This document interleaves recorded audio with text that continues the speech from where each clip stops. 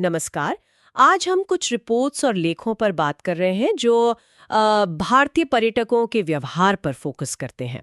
ये स्रोत बताते हैं कि कैसे देश और विदेश मतलब दोनों ही जगहों पर कुछ टूरिस्ट का बर्ताव एक मुद्दा बन गया है।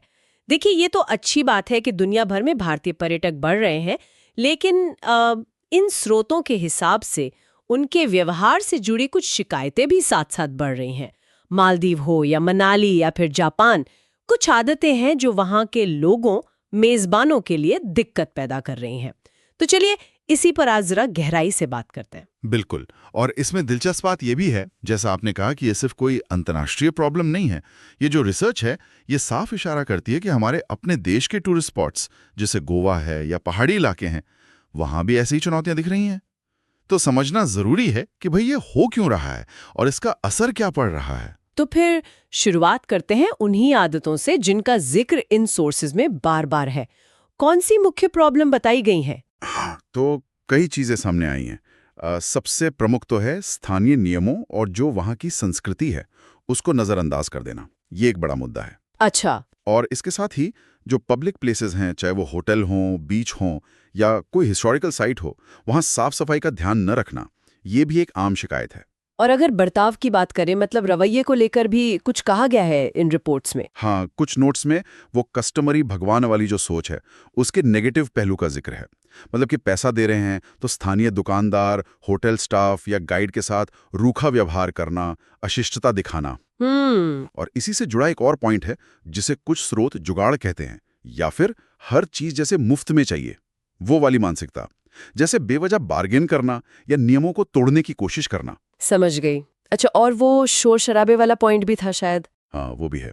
ग्रुप्स में घूमते हुए तेज म्यूजिक बजाना या पब्लिक प्लेसेस पर बहुत ज्यादा शोर करना, ये भी एक ऐसी आदत बताई गई है जो स्थानीय शांति भंग करती है। मेजबानों को ये अच्छा नहीं लगता। चलिए, ये तो हुई आदतों की बात, लेकिन इन दस्तावेजों के हिसाब से दुनिया भर में मतलब इंटरनेशनल लेवल पर इसका असर कितना सीरियस दिख रहा है? असर तो दिख रहा है और काफी दिख रहा है। उदाहरण के लिए दस्तावेज बताते हैं कि मालदीव ने 2023 में भारतीय पर्यटकों के व्यवहार पर चिंता जताई थी। अच्छा। जापान में भी कुछ मंदिरों और होटलों ने ऐसा सुनने में आया है कि भारतीयों के लिए नियम थोड़े सख्त किए हैं। थाईलैंड का भी जिक्र है, जहां कथित तौर पर सिर्फ भारतीयों के लिए कुछ चेतावनी बोर्ड लगाने की बात कही गई। ये वाकई सोचने पर मजबूर करता है। क्या ऐसी घटनाएं ग्लोबल लेवल पर भारत की इमेज को नुकसान पहुंचा रही हैं? निश्चित रूप से यह सवाल इन सोर्सेज में उठाया गया है।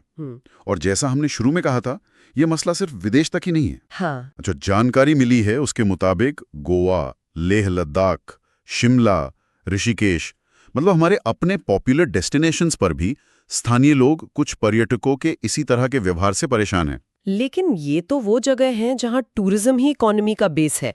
अगर वहां के लोग ही, जैसा कि कुछ रिपोर्ट्स कह रही हैं, पर्यटकों से दूरी बनाने लगें, तब तो ये बहुत चिंता की बात है। बिल्कुल। जहां एक तरफ पर्यटन रोजगार देता है, आजीविका देता है, वहीं दूसरी तरफ कुछ पर्यटकों का ये असंवेदनशील व्यवहार उस जगह की शांति, वहां के सोशल फैब्रिक को नुकसान पहुंचा रहा है। नतीजा ये हो रहा है कि लोकल कम्युनिटी और टूरिस्ट्स के बीच एक तनाव सा बन रहा है। अच्छा, तो इन स्रोतों में इसके पीछे के कारणों पर क्या बात हुई है? मतलब ये व्यवहार बढ़ क्यों रहा है? कई वजह सुझाई गई हैं। एक तो है कि शायद बुनियादी टूरिज्म एटिकेट्स जो होते हैं और स्थानीय संस्कृति के बारे में जानकारी की कमी है। दूसरा, सोशल मीडिया का प्रेशर भी हो सकता है। मतलब अपनी यात्रा को बहुत बढ़ा चढ़ाकर दिखाने का दबाव, जहां लोग शायद माहौल का ध्यान रखे बिना सिर्फ फोटो वीडियो पर ही फोकस करते हैं। और क्या कारण हो सकते हैं इसके? सस्ते ट्रैवल ऑप्शंस की जो बढ़ती उपलब्धता है उसका भी जिक्र है। शायद जब घूमना बहुत आसान और सस्ता हो जाता है तो कुछ लोग उसके साथ जो जिम्मेदारी आती है उसे उतनी गंभीरता से नहीं लेते हैं। स्थानीय संस्कृति और संस्कारों की उपेक्षा करना भी इसी का एक हिस्सा है। इन स्रोतों में एक बड़ा दिलचस्प एंगल अतिथि देवो भव की हमारी परंपरा को लेकर भी है। हाँ, वो काफी रोचक विश्लेषण है। कुछ एनालिसिस ये इशारा करते हैं कि शायद इस महान परंपरा को कहीं कहीं मतलब गलत समझ लिया गया है। कैसे? ऐसा लगता है मानो कुछ मेहमान खुद को सच में देवता समझ बैठते हैं, जिन्हें मेजबान की जगह का, उसके नियमों का सम्मान करने की कोई जरूरत महसूस नहीं होती। ये एक तरह का पैराडॉक्स है ना?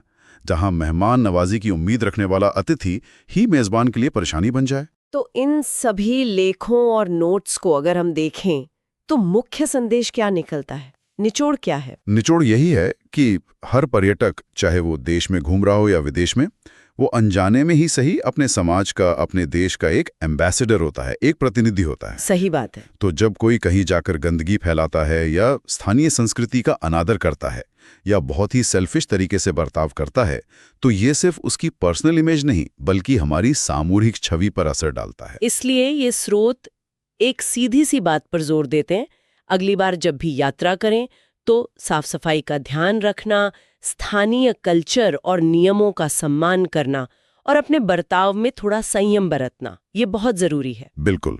और यहाँ हम एक सवाल या एक विचार छोड़ जाते हैं जिस पर शायद हम सबको सोचना चाहिए। एक यात्री कैसे ये संतुलन बनाए कि वो एक सम्मानित अतिथि बना रहे, ना कि मेजबान की जगह उसकी शांति और उसके नियमों पर हावी होने वाला एक स्वघोषित देवता।